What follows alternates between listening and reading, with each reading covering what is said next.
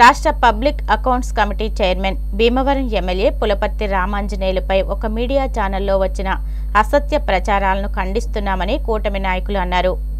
రాష్ట్ర public accounts committee chairman Bhimavaram MLA Pulaparthi రామాంజనేయులపై ఒక మీడియా ఛానల్లో వచ్చిన అసత్య ప్రచారాలను ఖండిస్తున్నామని కూటమి నాయకులు అన్నారు. సోమవారం భీమవరం పట్టణ జనసేన అధ్యక్షులు చెనమల చంద్రశేఖర్ కార్యాలయంలో సోమవారం నిర్వహించిన మీడియా సమావేశంలో వారు మాట్లాడారు. ఎవరో ఒకరు లబ్ధి పొందడం కోసం 3 సార్లు ఎమ్మెల్యేగా గెలుపొందిన అంజిబాబుపై తప్పుడు ప్రచారం ఆరోపణలు చేయడం ప్రమాదకరమన్నారు. నిబద్ధతతో పనిచేసే వ్యక్తి ఎమ్మెల్యే అంజిబాబు అని 3 సార్లు ఎమ్మెల్యేగా గెలుపొందిన వ్యక్తిపై అసత్య ఆరోపణలు చేస్తూ ప్రసారాలు చేయడంతో ఎంతో బాధాకరంగా ఉందని అన్నారు. నిరంతరం ప్రజలకు ఉదయం నుంచి సాయంత్రం వరకు అందుబాటులో ఉంటూ ప్రజా సమస్యల పరిష్కారం కోసం పనిచేస్తున్నారని అన్నారు. ఎమ్మెల్యే అంజిబాబుతో పాటు వారి కుమారుడు ఆంధ్ర క్రికెట్ అసోసియేషన్ ఉపాధ్యక్షులు ప్రశాంత్ పై కూడా అసత్య ప్రచారణలు చేయడం సరికాదన్నారు. ఎలక్షన్ సమయంలో తప్ప ఇప్పటి వరకు భీమవరంలో లేని ప్రశాంత్ పై ఆరోపణలు చేయడం సరికాదన్నారు. మీడియా అంటే ప్రజల్లో ఎంతో గౌరవం ఉందని, పాలకులకు ప్రజలకు మీడియా వారధిగా పనిచేస్తుందని అన్నారు. బాధాకరం. మేము పూర్తిగా భీమవరం శాసనసభ్యులు అంజిబాబు గారి మీద ఎన్టీవీ ఛానల్లో కథనం వచ్చింది. దాన్ని పూర్తిగా ఖండిస్తున్నాం. ఎందుకంటే వాళ్ళకి నచ్చిన విధంగా వాళ్ళ ఖండన వాళ్ళు మరి ప్రకటన చేసుకుంటాం అనేది చాలా దుర్మార్గమైన విషయం అని చెప్పి ప్రజలందరూ భావిస్తున్నారు. 4 సార్లు భీమవరం నియోజకవర్గం పోటీ చేసి 3 సార్లు గెలిచారు ఆయన. ఉమ్మడి పశ్చిమ గోదావరి జిల్లా 15 నియోజకవర్గాల్లో చూస్తే పీతాని సత్యనారాయణ గారు 4 సార్లు ఎమ్మెల్యే చేసి 7 సార్లు పోటీ చేశారు. ఆయన తర్వాత అత్యంత సీనియర్ నాయకుడు ఎవరైనా ఉన్నారంటే ఈ జిల్లాలో పులపర్తి రామాంజనేయులు అంజిబాబు గారు. ఆయన గురించి, ఆయన వ్యక్తిత్వం గురించి మీ అందరికీ తెలుసు. ఎక్కడ కూడా ఎప్పుడూ కూడా ఏ విధమైన మనిషిని అవతల మనిషిని బాధ పెట్టడం కానీ, అవతల మనిషి నుంచి ఏదో లబ్ధి పొందడం కానీ ఏ కార్యక్రమం కూడా ఎప్పుడు కూడా ఆయన ఎప్పుడు చేయలేదు. అలాగే ఎలక్షన్ టైంలో వాళ్ళ అబ్బాయి కూడా ఇక్కడ అందరినీ ఓటర్స్ని మోటివేట్ చేయడం కోసం తిరిగారు. తర్వాత ఆయన పని చేసుకుంటున్నారు.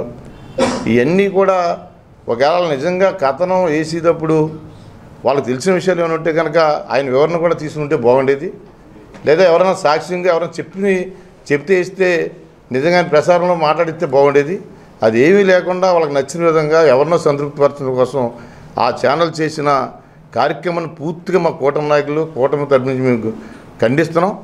ఎందుకంటే అసలు అతను చేసింది ఏది కూడా మీరు చూడండి ఒకసారి. 2019 నుంచి 24 వరకు, అంతకుముందు 14-19 వరకు అధికారంలో ఉన్నాం. మేము అధికారంలో ఉన్నప్పుడు ప్రజా సమస్యల కోసం, ప్రజల కోసం ప్రభుత్వం తరపు నుంచి ఏ కార్యక్రమం అన్నీ చేసాం. అందుకే ధైర్యంగా 19 ఓడిపోయినా కానీ 24 వరకు కూడా ప్రజల పక్కన మేము పోరాడాం. ప్రతి విషయంలో కూడా అప్పుడు ఆ గవర్నమెంట్ చేసే తప్పులు కానీ, ఆ నాయకులు చేసే తప్పులు కానీ పబ్లిక్గానే మేము ధర్నాలు చేసి మేము చెప్పి డైరెక్ట్ స్టేట్మెంట్ ఇచ్చేవాళ్ళం. అటువంటి ఆ కార్యక్రమాలు ఇప్పుడు కూడా ఆ ఛానల్లో ఏనాడు కూడా ప్రచురించలేదు. డైరెక్ట్గా మాట్లాడినా సరే ఇప్పుడు అసలు ఎవ్వరూ కూడా మాట్లాడలేని విషయాన్ని, అసలు చర్చ లేని విషయాన్ని చర్చకి తీసుకొచ్చి ఒక కథనం వేయడం అనేది చాలా దుర్మార్గం చర్య. అది మరి వాళ్ళు ఎవరిని మరి ఆనందపడడం చేశారనేది మాకు తెలీదు. మేము దాని మీద పూర్తిగా ఖండిస్తున్నాం. మీ అందరూ కూడా మీరు అన్నీ కూడా ఆలోచన చేయాలని చెప్పేసి మీ అందరినీ కోరుతున్నాం. రాబోయే రోజుల్లో కూడా మరి ఆంధ్రప్రదేశ్ ప్రభుత్వం ఈరోజు మీరు చూసుకోండి, శాసనసభ మొదలైంది.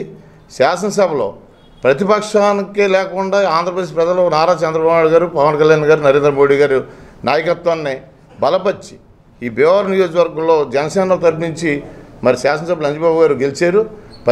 ఆ రోజున అధికార పక్ష సభ్యుడు కానీ ఓట్లు కన్నా ఎక్కువ మెజారిటీ వచ్చింది దానికి. అంత ప్రజామోదం ఉన్న వ్యక్తిని, అంత గొప్పగా పరిపాలన చేసే వ్యక్తిని ఈ రకమైన డ్యామేజ్ చేయడం అనేది చాలా బాధాకరంగా ఉంది మా కూటమి నాయకులకి, కార్యకర్తలకి, ప్రజలందరికీ కూడా. దీన్ని పూర్తిగా మీరు ఆలోచన చేయండి. ఇటువంటి కార్యక్రమం మరొకసారి రాకూడదని మేము కోరుతున్నాం. చాలా ఆందోళనకు గురై మానసిక వ్యాధికి గురవడం జరిగింది. ఎందుకంటే గత 10 ఏళ్లలో ఆయన చేసినటువంటి పరిపాలన ప్రజలందరికీ కూడా అందుబాటులో ఉంటూ పేద ప్రజలందరికీ కూడా మంచి చేయని ఆలోచనతో చీమకు కూడా హాని పెట్టరనేటువంటి మంచి పేరు మనసున్న వ్యక్తి, సౌమ్యుడు, అనేటటువంటి బిరుదుల్ని పొందినటువంటి శ్రీ పులపర్తి రామాంజనేయులు గారిని ఈ విధంగా మరి కథనాలు వేయడం, అందులోనూ ఎటువంటి ఆధారాలు లేకుండా కేవలం ఎవరినో ఆనందపరచడానికో లేకపోతే వ్యక్తిగత స్వార్థంతోటో లేకపోతే ఒక బ్లాక్మెయిలింగ్ వ్యవహారంగానో దీన్ని మేము భావిస్తూ ఉన్నాం. ఎందుకంటే ఈ రోజు వరకు కూడా కూటమి ఏర్పడి సుమారు 8 నెలలు కావస్తూ ఉంది. రాష్ట్రంలో 2019 నుంచి 2024 జరిగినటువంటి అరాచక పాలనని, ప్రజల యొక్క పడినటువంటి ఇబ్బందుల్ని, వీటన్నింటినీ కూడా మరి ఎదుర్కొని ప్రశాంతమైన వాతావరణంలో ప్రజలకు కావాల్సినటువంటి మౌలిక సదుపాయాలన్నీ కూడా ఏ విధంగా మనం వాళ్ళకి అందించగలమనే ఆలోచనతో భీమవరంలో ఉన్నటువంటి ఇబ్బందులన్నింటినీ కూడా ప్రజలందరికీ కూడా తీర్చాలని చెప్పి ఉదయం 9 గంటల నుంచి రాత్రి 9 గంటల వరకు కూడా మరి రాష్ట్రంలో ఏ ఒక్క ఎమ్మెల్యే అయినా సరే ప్రజలకి అందుబాటులో ఉన్నారంటే 8 నెలలు కూడా ఒక్కరోజు కూడా మరి లీవ్ తీసుకోకుండా అది పులపర్తి రామాంజనేయులు గారిని చెప్పి సందర్భంగా తెలియజేస్తా ఉన్నా. అందులోనూ రాష్ట్రంలోని గతంలో జరిగినటువంటి అసెంబ్లీ సమావేశాలు కానివ్వండి, ఈ 2025 కూటమి ఏర్పడిన తర్వాత జరిగినటువంటి అసెంబ్లీ సమావేశాలకి, విజయవాడలో జరుగుతున్నటువంటి మన అమరావతిలో జరుగుతున్నటువంటి అసెంబ్లీ సమావేశాలకి ఉదయం భీమవరం నుంచి బయలుదేరి అసెంబ్లీ సమావేశాలు ముగించుకొని మళ్ళీ స్థానికంగా ఉన్నటువంటి క్యాంపు కార్యాలయంలో ప్రజలందరికీ కూడా అందుబాటులో ఉన్న వ్యక్తి శ్రీ పులపర్తి రామాంజనేయులు గారు. 70 ఏళ్ల వయసులో కూడా ఉదయం సాయంత్రం 200 కిలోమీటర్లు ప్రయాణం చేసి ఏ ఒక్కరోజు కూడా మా ప్రజలకు అందుబాటులో ఉండాలి, అసెంబ్లీ సమావేశాలు ఉన్నప్పటికీ కూడా స్థానికంగా మళ్ళీ పేద ప్రజలు పడుతున్న ఇబ్బందులకి వాళ్ళకి నేను అందుబాటులో ఉండాలనే ఉద్దేశంతో ప్రతిరోజు కూడా అసెంబ్లీకి వెళ్ళి భీమవరం నుంచి వచ్చి అందుబాటులో ఉన్నటువంటి వ్యక్తి. ఆయన బాడీ ఫిట్నెస్ కానీ మానసిక స్థితి కానీ ఏ విధంగా ఉందో దీన్ని బట్టి మీకు అర్థమవుతుంది. ఎందుకంటే ఒక కథనం వేసామంటే ఇందాక మిత్రులు చెప్పినట్టు మీడియా అంటే నిజాన్ని నిర్భయంగా ప్రజలకు చేరవేసేటటువంటి ప్రజల యొక్క సమస్యల్ని ప్రశ్నించే విధంగా ఉండాలి తప్ప ఇలా నాయకుల్ని, అదేవిధంగా పార్టీ యొక్క క్యాడర్ని ఇబ్బంది పెట్టే విధంగా వారి యొక్క స్వార్థ ప్రయోజనాల కోసం స్థానికంగా ఉన్నటువంటి కొంతమంది నాయకుల్ని ఆనందపరచడం కోసం ఇటువంటి కార్యక్రమాలు చేయకూడదని చెప్పి మేము పూర్తిగా ఖండిస్తున్నామని చెప్పి దీన్ని మేము తెలియజేస్తున్నాం. 2 రోజుల క్రితం ఎన్టీవీలో ఒక దురదృష్టకరమైన కథనం వెలువడింది. మీడియా వారంటే నిజాలని నిర్భయంగా తెలియజేసేవారు అని ప్రజలకి, మా కూటమి నాయకులకి, కార్యకర్తలకి కూడా ప్రగాఢమైన విశ్వాసం ఉంది. ఒక కథనం ప్రచారం చేసేటప్పుడు పూర్తిగా అవగాహన చేసుకుని చేస్తే బాగుండేది.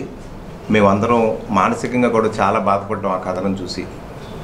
ఇక్కడ పత్రికా విలేకరుల సమావేశంలో ఉన్నవాళ్ళు కాకుండా కూటమిలో ఉన్న అన్ని కార్యకర్తలు కూడా ప్రతిరోజు ఎమ్మెల్యే గారి ఆఫీసుకి రావటం, అక్కడ జరుగుతున్న ప్రతి విషయాన్ని అవగాహన చేసుకోవటం, ప్రజలకి కార్యకర్తలందరూ కూడా ప్రజలకు అవసరాలు ఉన్న వాళ్ళని తీసుకొచ్చి ఎమ్మెల్యే గారితో చెప్పి అక్కడే తక్షణమే వారికి అవసరమైన సహాయ సహకారాలు అందించడం అన్నీ జరుగుతున్నాయి. ఇక్కడ పత్రికా విలేకరుల సమావేశంలో ఉన్న మీడియా మిత్రులు కూడా చాలామంది వచ్చి ప్రజల యొక్క అవసరాలు తెలియచేయటం, వాళ్ళ మాటకి గౌరవం ఇచ్చి ఆయన పనులు చేయటం కూడా జరుగుతుంది. మరి 3 సార్లు కూడా ప్రజల యొక్క ఆమోదం పొంది మరి భారీ విజయంతో విజయం సాధించి మరి ఒకసారి 2019లో కూడా మరి పోటీ చేసి త్రిముఖ పోటీలో మా అధ్యక్షుల వారు పోటీలో ఉన్నాం కాబట్టి మరి వైసీపీకి జనసేనకి జరిగిన పోవడంలో ఆయన నామాత్రంగా ఉన్నా కూడా ప్రజల యొక్క తరఫించి సుమారుగా 53,000 ఓట్లు ఆయన ఆ రోజుని రావడం జరిగింది. ప్రజల యొక్క ఆయనకి ఇది అంత బలంగా ఉందని చెప్పేసి మేము విధిస్తున్నాం. మరి అటువంటి రామాంజనేయులు గారి మీద ఎటువంటి నిరాధారపరం ఆరోపణ చేస్తూ ఆయన అనేక స్కామ్లోనే పాల్పడ్డారని చెప్పేసి ఈ విధంగా మీడియా ద్వారా ఇలా కథనాలు రావడం చాలా బాధ కలిగిస్తుంది. ఇప్పుడు మన ఎమ్మెల్యే గారు ఎలాంటి ఆయన అని చెప్పడానికే చిన్న ఉదాహరణ ఇందాక చంద్రశేఖర్ గారు చెప్పినట్టు ప్రజలే సమాధానం చెప్తారు, నాయకులు చెప్పవలసిన అవసరం లేదు. ఈవేళ 65,000 చిల్లర మెజార్టీతోటి మన భీమవరం జనసేన అభ్యర్థి ఎమ్మెల్యే అంజిబాబు గారు నెగ్గారు అంటే కనుక ఆయన యొక్క మంచితనం గురించి చెప్పుకోవాలి. ఇంకొకటి ఏంటంటే ఈయన రాజకీయాల్లో 3 పార్టీల నుంచి వరుసగా పోటీ చేశారు. ఫస్ట్ కాంగ్రెస్, తర్వాత తెలుగుదేశం, తర్వాత జనసేన. 3 పార్టీల్లో కూడా వ్యక్తిగతంగా ఎంత మంచి మనిషో అది భీమవరం అసెంబ్లీ ఉన్న ప్రజలు చెప్పారు, మనం కాదు, నాయకులు కాదు, మీడియా కాదు. ఎందుకంటే ఆ పార్టీలో ఆయన ఒక్క మంచితనం యొక్క విలువ ఎంత అనేది ఎవరో కూడా వెలగట్లేదు. ఈ కామెంట్స్ అంటారా, ఎవరెస్ట్ వచ్చిన వాళ్ళు చేస్తారు. మచ్చిపూర్లోనేమో లాస్ట్ టైము జడ్పీటీసీ ఎలక్షన్లో కొందరు నాయకులు ఏమన్నారు, ఎవడొస్తాడో రండి అని అన్నారు. అలా ఈయన అనలేరు, ఎందుకంటే ఈయన సౌమ్యుడు, ఈయన గాంధీవాది. ఒకవేళ మీరు ఎవరన్నా అన్నా కానీ తిరిగి మాట్లాడే అంత